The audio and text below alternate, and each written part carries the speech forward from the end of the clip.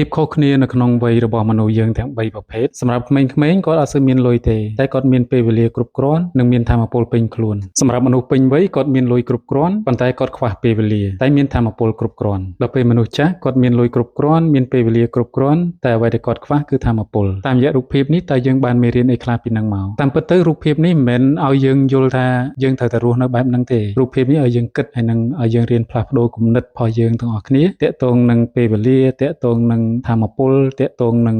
លុយកាក់អីផ្សេងៗសម្រាប់បងប្អូនដែលនៅក្មេងបងប្អូនគួរតែប្រើពេលវេលាហើយនឹងថាមពលរបស់បងប្អូនដើម្បីកសាងកញ្ចប់ថវិកាសម្រាប់ជីវិតសម្រាប់មនុស្សពេញវ័យលុយកាក់មានថាមពលមានប៉ុន្តែខ្វះពេលវេលាអានឹងវាតាក់ទងនឹងការងារតាក់ទងនឹងមុខរបរដែលយើងជ្រើសរើសអញ្ចឹងយើងគួរជ្រើសរើសមុខរបរយើងគួរជ្រើសរើសការងារណាដែលវាមិនប៉ះពាល់ដល់ពេលវេលារបស់យើងពីព្រោះនេះគឺជាបញ្ហានៃជីវិតដែលចាប់ផ្ដើមតទៅមុខទៀតនេះគឺជាចំណុចកណ្ដាលមួយដែលយើងគួរគិតយើងអត់អាចនិយាយថាយើងរវល់ហើយយើងបោះបង់មនុស្សនៅជុំវិញខ្លួនយើងចោលហើយយើងបោះបង់រឿងសំខាន់ៗនៅក្នុងជីវិតរបស់យើងដែលយើងគួរបំពេញនោះទេពាក្យថារវល់មួយម៉ាត់គឺជាពាក្យមួយដែលអាចធ្វើឲ្យយើងក្លាយទៅជាមនុស្សឯកោទៅថ្ងៃមុខហើយដោយពាក្យថារវល់យើងអាចទុកខ្លួនយើងចោលបានទេយើងត្រូវឆ្លៀតពេលដើម្បីថែទាំខ្លួនឯងដែរបងប្អូនអរគ្នាតែងតែលឺហើយជួនកាលនិយាយខ្លួនឯងទៀតថារវល់ណារាល់ថ្ងៃអត់មានពេលថែទាំខ្លួនឯងទេអត់មានពេលហាត់ប្រាណអត់មានពេលរកអីញ៉ាំឲ្យបានត្រឹមត្រូវរកតែពេលគេងមិនគ្រប់គ្រាន់ផងពាក្យទាំងអស់នេះគឺជាពាក្យមួយដែលកំពុងតែធ្វើឲ្យយើងបាត់បង់នៅអ្វីដែលយើងខំប្រឹងកន្លងមកយើងទុកខ្លួនឯងចោលយើងអត់ថែទាំ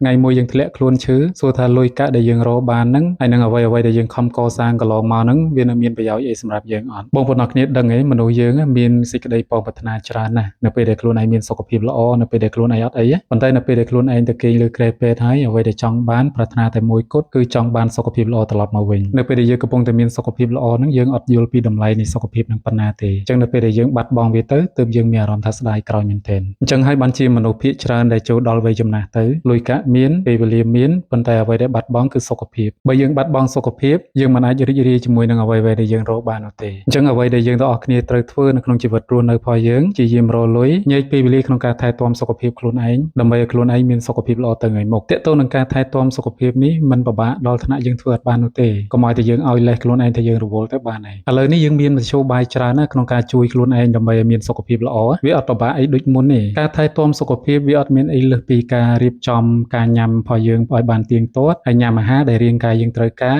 ឆ្លៀតពេលគេងបានគ្រប់គ្រាន់ឆ្លៀតពេលធ្វើលំហាត់ប្រាណខ្លះរក្សាផ្លូវចិត្តខ្លួនឯងឲ្យបានល្អអញ្ចឹងរឿងទាំងអស់ហ្នឹងសុទ្ធតែជារឿងដែលយើងធ្វើជាប្រចាំរាល់ថ្ងៃដែរទេគ្រាន់តែយើងរៀបចំពេលវេលាវាឲ្យបានត្រឹមត្រូវទៅខ្ញុំឧទាហរណ៍ពីខ្ញុំចុះខ្ញុំជាអ្នករវល់ដែរជាពិសេសពេលព្រឹកឡើងគឺខ្ញុំពិបាករកអីញ៉ាំអញ្ចឹងណាដល់អញ្ចឹងទៅខ្ញុំក៏ជ្រើសរើសអាហារសុខភាពនេះយកមកញ៉ាំដើម្បីជំនួសឲ្យការរវល់របស់ខ្ញុំអាហារសុខភាពនេះវាងាយស្រួលក្នុងការរៀបចំញ៉ាំចំណេញពេលវេលានេះបងប្អូនអរគ្នាឃើញហើយនេះគឺជារបៀបមួយដែលសម័យនេះគឺងាយមែនទែនក្នុងការថែទាំសុខភាពតាក់ទងនឹងការថែទាំសុខភាពឲ្យមានសុខភាពល្អគ្រាន់តែយើងញ៉ាំឲ្យបានត្រឹមត្រូវញ៉ាំឲ្យបានល្អតែអញ្ចឹងគឺយើងបានសុខភាពល្អបាត់ហើយមិនថាយើងស្ថិតនៅក្នុងវ័យណាទេឲ្យតែយើងខំឲ្យតែយើងចេះរៀបចំពេលវេលាបានត្រឹមត្រូវយើងនឹងអាចរីករាយជាមួយនឹងជីវិតរបស់យើងបានអរគុណបងប្អូនអរគ្នាដែលទស្សនាវីដេអូរបស់ខ្ញុំតាំងពីដើមរហូតដល់ចប់ជួបគ្នានៅក្នុងវីដេអូបន្តទៀត